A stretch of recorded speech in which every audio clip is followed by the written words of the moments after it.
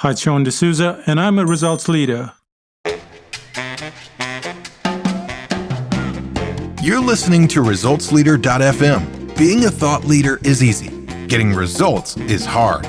This show is for the results leader who lives and dies by their results. Here is your host and Chief Results Leader, Jonathan Rivera.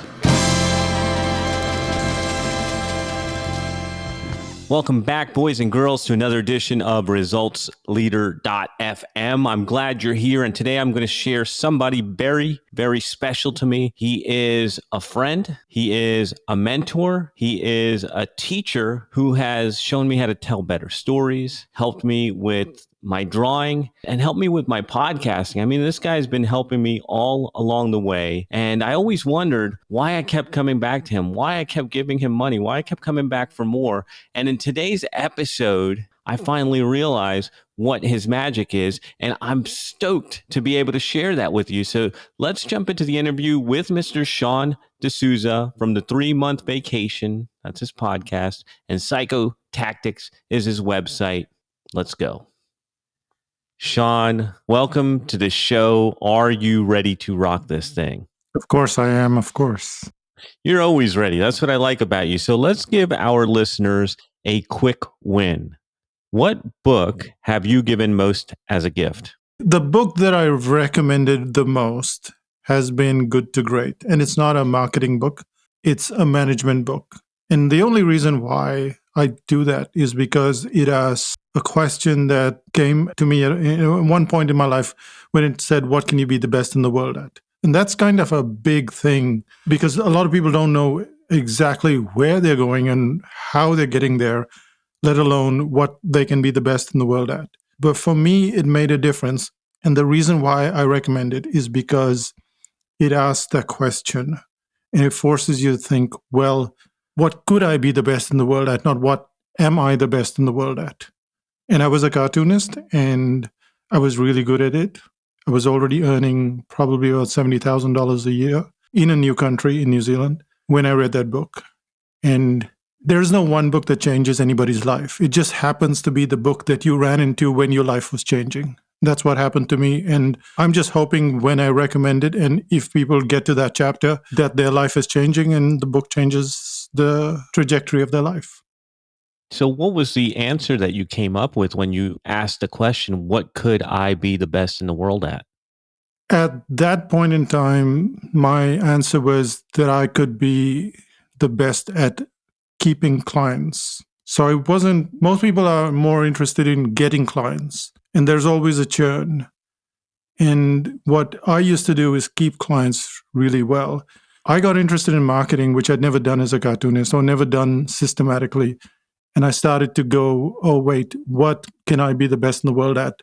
And it was about keeping clients. But over the years, I've realized that life changes its trajectory. And I would say today, I am the best in the world at teaching people complex topics and making it really simple for them so that they can implement it. Because my belief system changed when I ran into this guy called Michelle Thomas.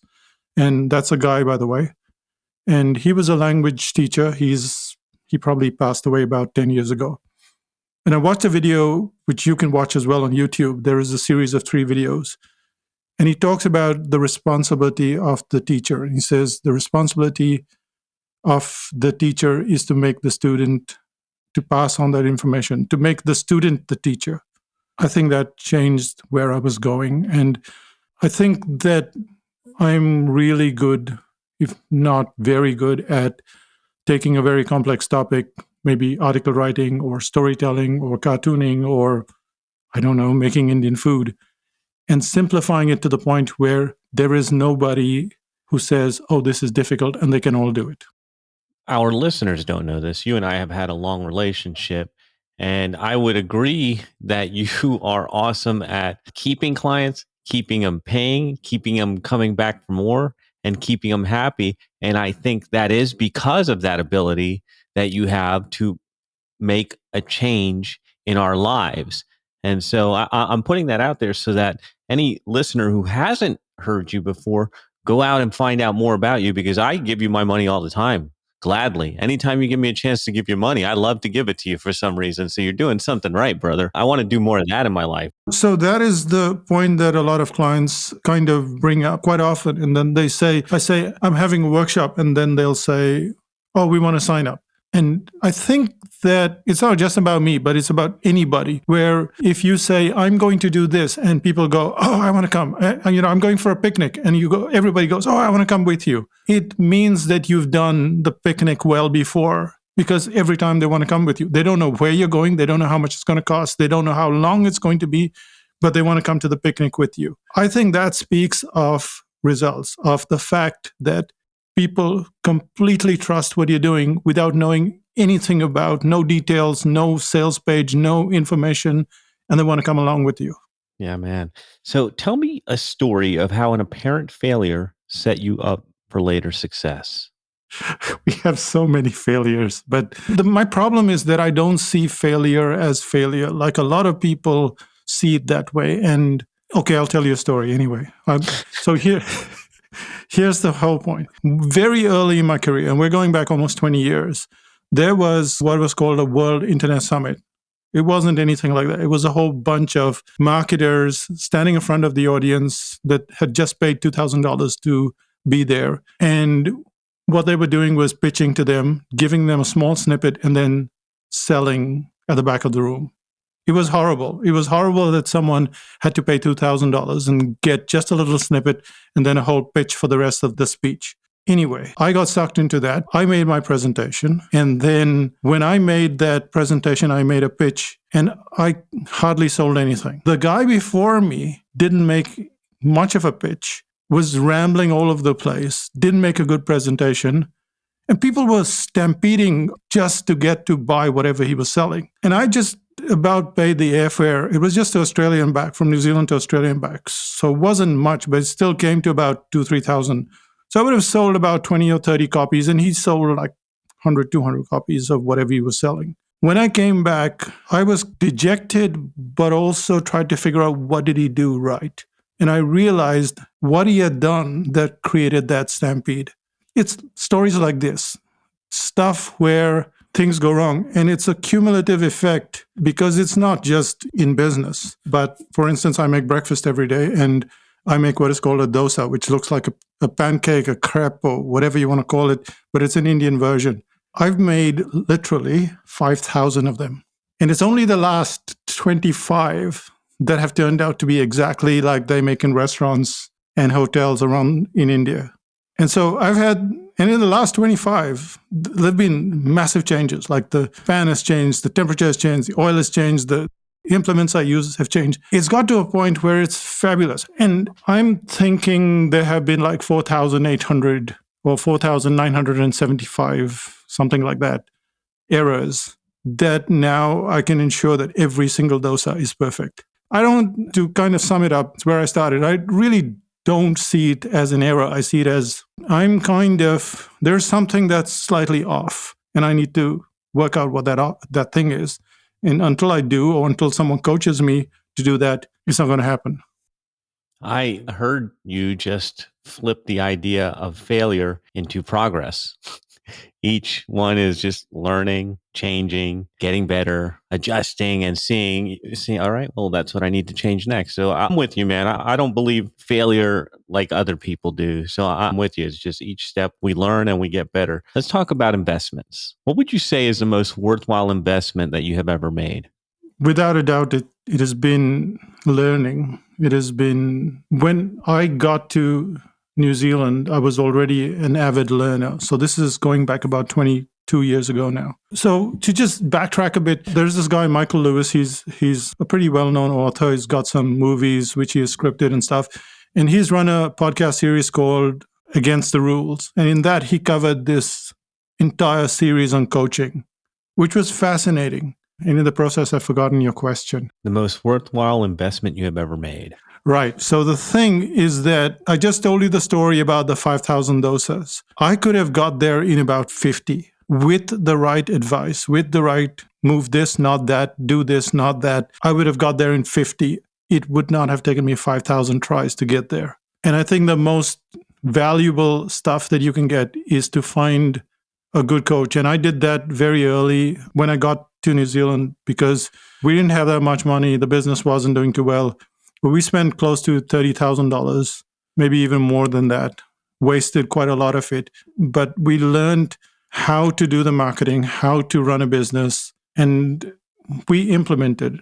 I think that a lot of people would mistake that answer with, oh, I'm doing the same thing. And they'll buy another course and another thing and another thing. But I think that it is just about finding a good teacher, then trusting the teacher, and then implementing at least a small portion of it.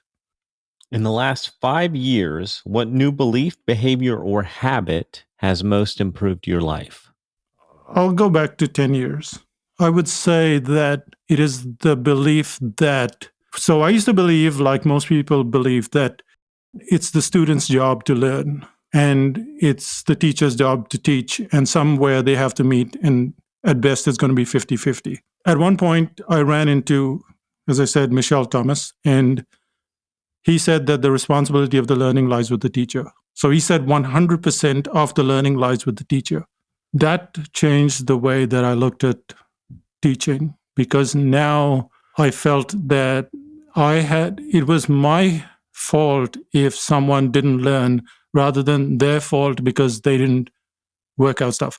And it's obvious because a child is born in the house. The parents teach it. You don't go to the kid, hey, I'm going to teach you, you're going to learn, and it's your problem. The kid comes to you, an adult is also a kid who doesn't know how to write articles, who doesn't know how to write sales pages, who doesn't know how to cook, who doesn't know how to skate. They're not coming to you because they already know the stuff and they just want to pick up some pointers. They're like kids. So the responsibility is to be the parent, to guide, to protect. That's what your job is. It's 100% on you. You don't tell the kid, oh, you didn't eat. It's too bad. You're already 6 months old. You should have figured it out by now. You can starve. No. You nurture them to the point where they can find their own footing and they can reach up to get that slice of bread from the bench top, from the kitchen bench. And then, yeah, you can let them go. You can say, okay, you're old enough now. But notice how much time passes before you can say that. And we don't think of it when we're teaching people. We think, oh, it's their responsibility. I've changed that view completely. If someone doesn't succeed, then it is entirely my fault. What is the student's responsibility then? To show up and have fun. And if I don't make it fun for them, then they don't show up. There is some magic in your approach. I've never seen anybody teach the way that you teach, but I can tell you right now that even though you didn't teach me, you started the cartooning course, and I still draw my cartoons for my articles, and I still write my articles. I just finished writing a 3-point article just the way you taught me. And it's like, wow, I didn't know I could do that. And you've done just a tremendous job of the way that you teach, the way that you do the small little steps, the way that you keep us moving. But I do feel like we have to show up. We have to put in the work. We have to get the reps. We have to do something, because I feel like I have the responsibility when I come and I pay you that I better show up, or else what's the point to all of this? Because that's how I pay you back for the time that you're giving me. Correct. And you have to show up. But what is your mood when you show up is the question. So a child has to show up to the playground. What is the mood of the child when they show up to the playground? That is the factor that we're looking at. We're not just looking at the fact that you have to show up, but is there dread when you show up? If there's dread when you show up, then I've done something wrong. It should be that, yeah, there are going to be some new people at the playground. It's going to be a new experience. There's going to be a monkey bar that I haven't dealt with, but I'm still looking forward to it. And that is different. You know, there's a story with Susan Cain, who's the author of, she's the best-selling author of Quiet, which is about introverts. And she talks very briefly about it. It's almost in passing in a TED interview. And she said, I was terrified of speaking to audiences. And suddenly my book was selling faster than before. I was called in front of TED, and there are, 1,000, 5,000 people in the audience. And I have to speak, and I'm shaking from head to toe. And I go to this class, and the first session of the class, they say to us, just state your name. And so she stands up and says her name. And they said, class is over. Immediately, do you want to do class number 2? You realize instantly you're in the hands of a teacher, because These people are terrified. What's the point of saying, okay, we're going to do a presentation today? No.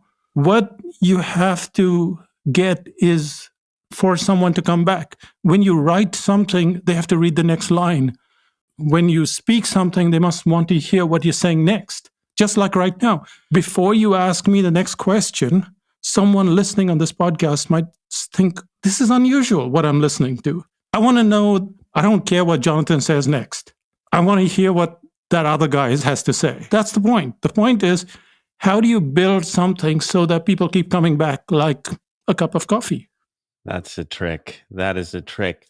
I think when I was studying running, there's a phase in running where if you're doing long runs and marathons, before your big race, you throttle back and you do shorter, you do walks, you do smaller steps, and that makes the body want more. And I think that's your secret, is you make us want more by making it so little, so easy to overcome the challenge that we can't help but come back and want more. And I'm glad that I got you here so I could figure that out today. now I can use it. There's also the time when you hit the hill, right? There is no choice. As a teacher, as a trainer, the student hits that slope and they don't know. Like, for instance, this is 2022. Like yesterday, I got a cartoon that says 2019, avoid negative people. 2020, avoid positive people. 2021, something, I don't know, avoid people or whatever. And then, no. And then finally it says 2022, avoid. As void. Yeah. And we're all feeling this, but we're all feeling this separately. And so we don't know that everybody's feeling like what just happened to us. The part of teaching that's also crucial is that when someone gets to a difficult part, you're going to say, well, from here to that top of the hill, everybody feels that strain. And so I don't feel I'm the stupid one. I'm the one that's struggling. It's everybody feels it. So it's not just crucial to create the easy runs, but also when they get to the point which is difficult, they need to know this is difficult and we're going to help you through it so that when they feel that pressure, they don't give up. Sean, what would you say are some bad recommendations you hear in your area of expertise? Well, easily it's a paradox because people say this can be done overnight.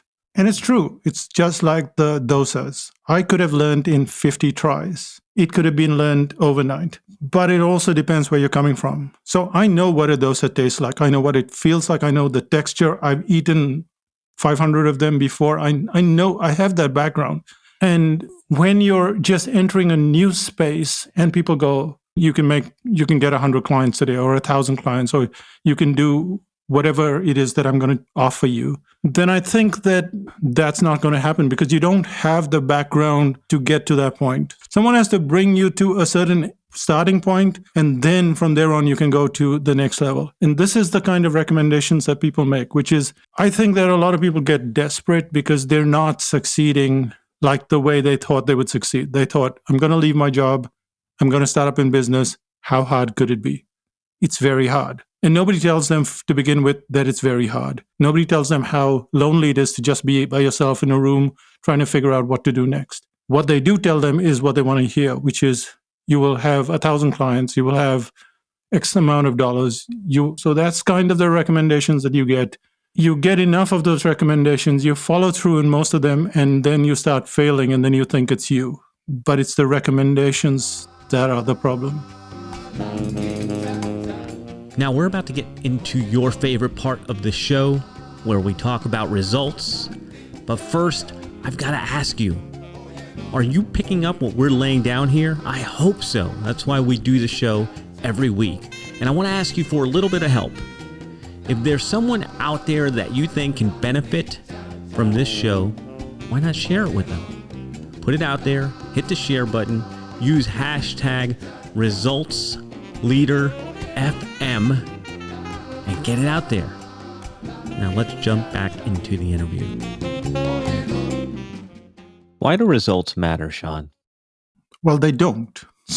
You can just doodle, right? I mean, you don't have to do a drawing every time. You can just sit there and doodle for days on end. So everything doesn't have to end with a result. But a doodle makes you happy, or it makes you sad, or it makes you remember something. So maybe there is that kind of result. What we're talking about when we talk about results is we're often referring to the way the world sees results, which is it gets you fame, fortune, power. That's the way we see results. But if you define your results in advance, which is I'm just going out today and I'm going to waste the whole day, now you have time well wasted.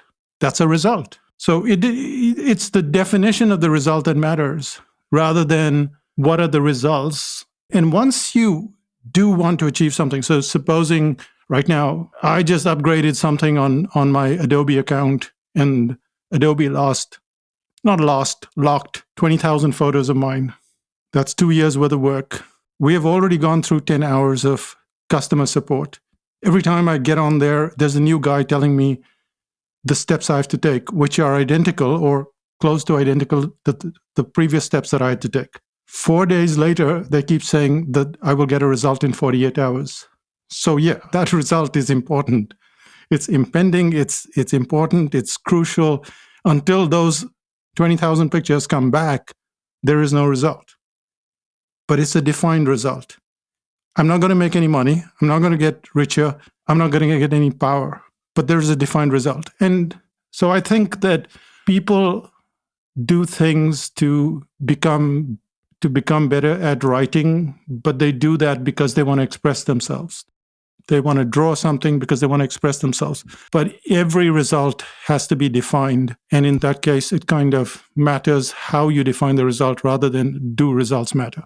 What area of your business would you like better results? I really don't know. At one point in time, I just assumed that I had to do what I had to do, and I wish somebody would just pay the bills. Like, okay, Google says, oh, you're so good at doing this. We'll just pay you every month.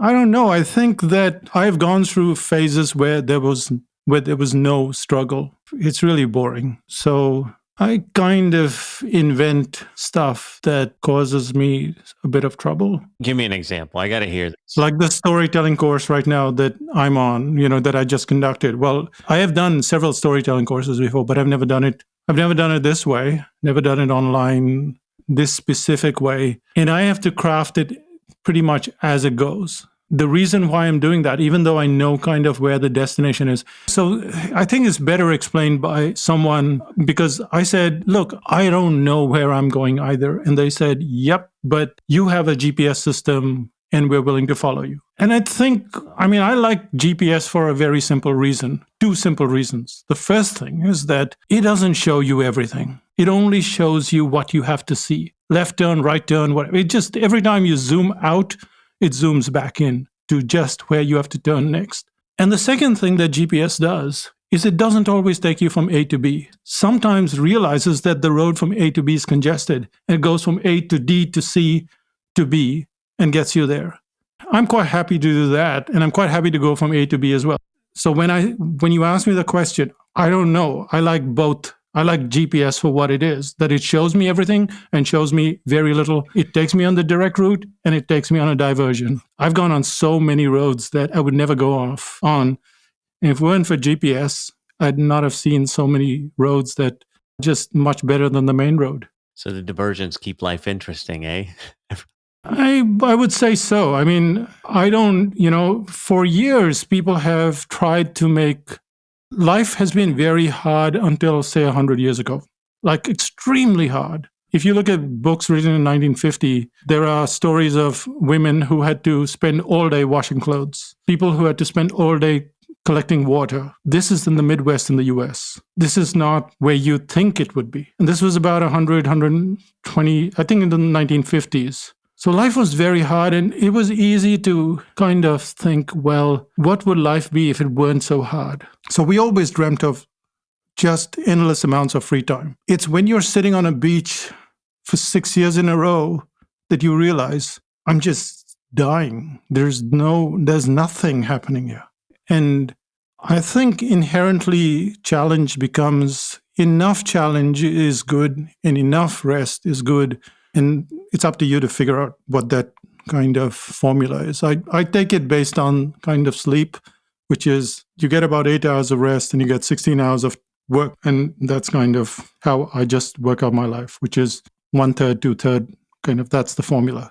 I guess that's the 3-month vacation, right? 3 months out of 12 months.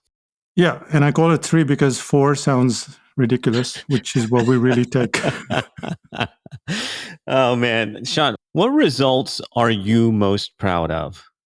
To me, the result that I'm always looking for is the benchmark that I've set. So if I say that you're going to be able to tell a story and people are going to go, wow, that was so good. And then you can tell that several stories like that over and over, as in if you had to write 300 stories in a row, people will go, that's amazing. Your bad stories are way better than my good stories. If someone said, I would like to be a cartoonist, or I would like to write headlines, or I would like to dance, I would like to cook. To me, it's what benchmark did I set for you? And then did you reach that benchmark? And do you have the confidence now to become a teacher? Not necessarily of the same level, but enough for you, let's not call it teacher, to become an auditor. So that when you see the mistake being made, you know, oh, you need to fix this, and this is the kind of result you're going to get. That's most satisfying to me, that whatever benchmark we've set for the person, that they're going to meet that benchmark. And then they're going to be very confident, because what most of us tend to do is we focus on the skill level. But there are people who learn Spanish, for instance, and never speak more than a line in Spanish because they're not confident. So it's not just about skill. It's not about having the vocabulary. It's not about knowing the grammar. It's about having the conversation so that you can enjoy yourself in a place where people speak Spanish. You can feel comfortable there. You can order a glass of wine. You can have a philosophy discussion. So that's kind of, it's about setting a benchmark and then the person reaching that benchmark with confidence. Any parting thoughts you'd like to share with the results leaders who are listening to us right now?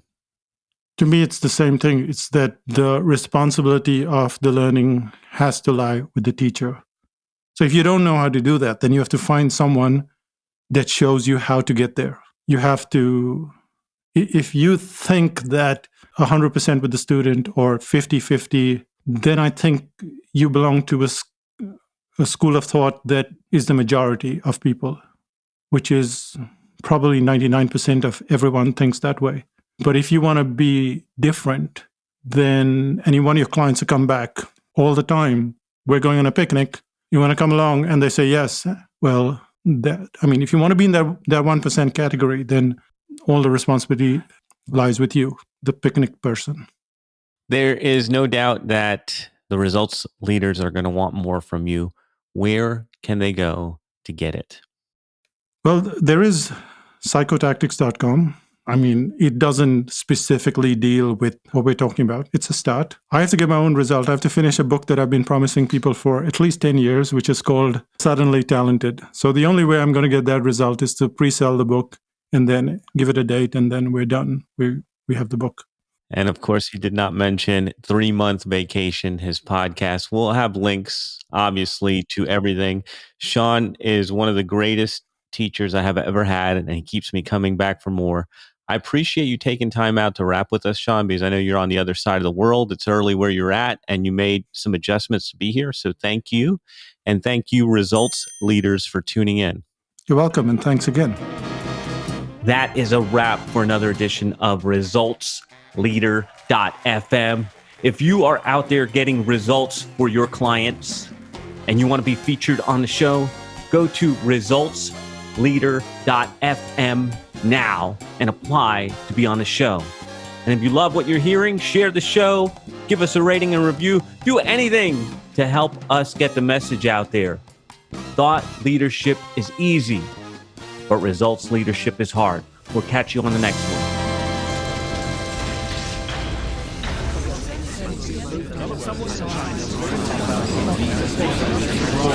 This program is brought to you by thepodcastfactory.com.